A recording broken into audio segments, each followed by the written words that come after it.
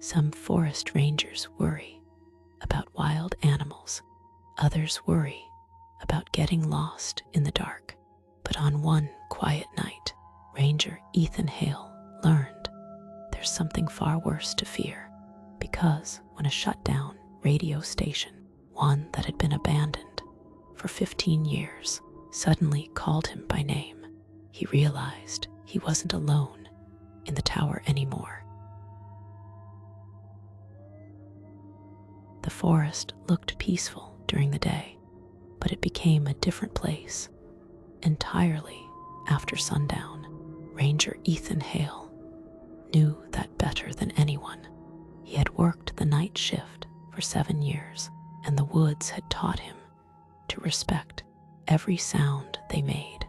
Tonight was supposed to be easy, a routine patrol, a quiet night, nothing unusual. But the air felt strangely heavy, like the trees were holding their breath, waiting for something Ethan could not see. Inside the ranger tower, Ethan placed his thermos on the desk and ran a hand across the old radio system. The place he worked from was Station 9, the only active lookout post in this part of the forest. The other station, Station 7, had been shut down 15 years ago after a structural collapse made it unsafe. They had sealed it, boarded it, and marked it permanently out of service. No one went near it anymore. Ethan glanced at the clock. 11:46 p.m. The quiet part of the night. He leaned back in the creaking chair and listened to the soft hum of the radio, a steady, familiar sound that never changed. But tonight, something did. A faint crackle drifted through the speakers, too soft to be normal interference. Ethan leaned forward and adjusted the frequency knob carefully. The static sharpened, then shifted, then cleared in one sudden breath. A voice whispered through the radio, soft, broken, and impossibly distant.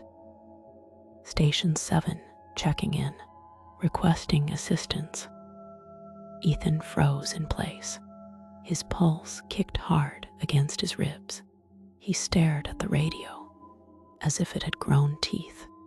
Station 7 had no power, no personnel, no functioning equipment. It had been silent for over a decade. Ethan pressed the responding button with a hand that felt much heavier than normal.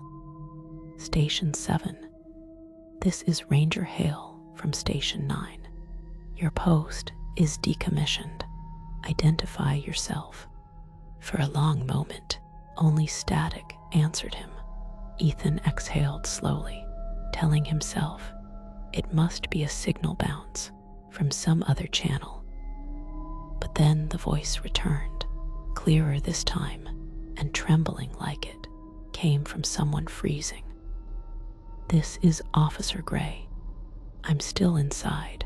I can't get the door open. Ethan's breath stalled in his throat. Officer Gray had been part of the collapse years ago, a seasoned ranger, a respected mentor. He had died on duty. The official report said they never recovered his body. Ethan pressed the mic button again, his voice barely steady. Officer Gray is deceased. This channel is restricted.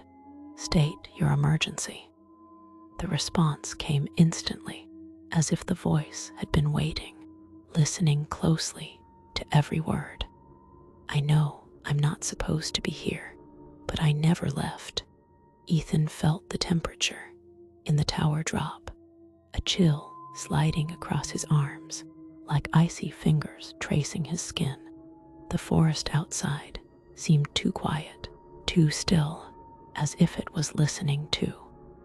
Ethan stood up from his chair and stepped closer to the window, peering into the moonlit trees.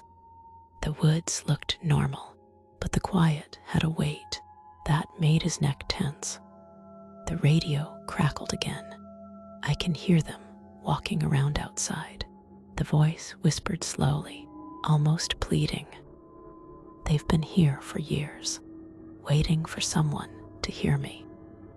Ethan swallowed hard, knowing exactly who they must be.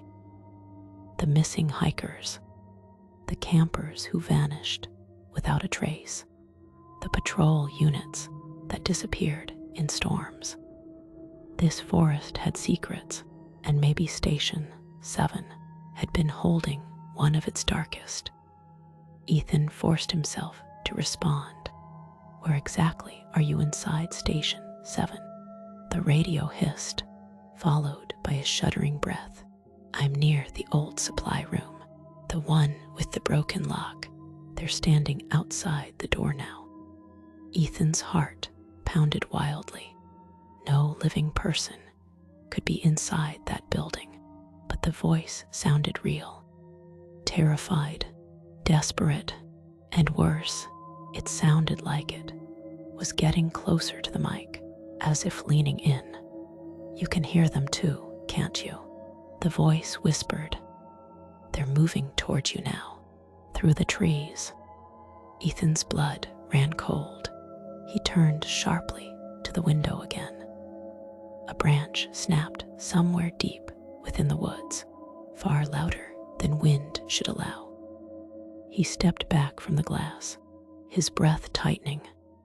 Then the radio erupted with static before the voice returned, but now it was gentle, almost sad. You shouldn't have answered tonight. They know your voice now, and they're already on their way. Ethan reached for the radio's power switch, his hands trembling. But before he could turn it off, one final whisper slid across the frequency, soft, close, and horribly calm. Don't go near the stairs, Ethan. Someone's waiting there for you. Ethan's eyes lifted slowly, dragged upward, as if pulled by invisible hands. The wooden steps leading up to the tower door were visible through the side window. There was someone standing on them, perfectly still, perfectly silent, just outside the edge of the light. Ethan didn't move, didn't breathe, didn't blink. The radio clicked off by itself, and the figure on the stairs took one slow step upward,